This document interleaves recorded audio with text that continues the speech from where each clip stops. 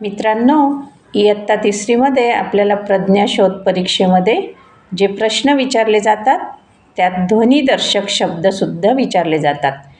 आपल्याला आराध्या आता सांगणार आहे.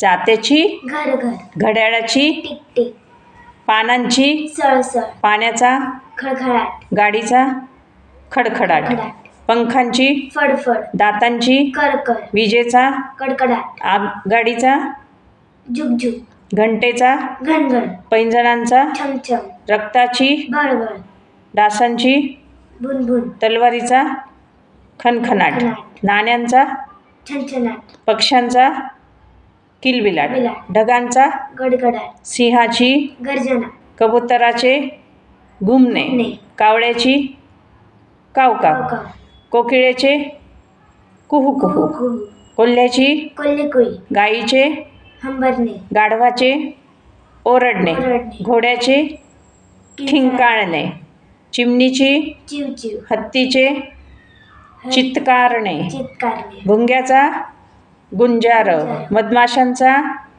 गुंजारव, म्हशीचे रेखणे, मोरांची मोरांची केकावली, केकावली, मांजरीचे मांजरी, म्याव म्याव, सापाचे फुसफुसणे, पक्ष्यांचे भांडण भांडण, कलकलाट, कलकलाट, पावसाची रिमझिम, रिमझिम, माकडांचा भुभुकार. थँक्यू.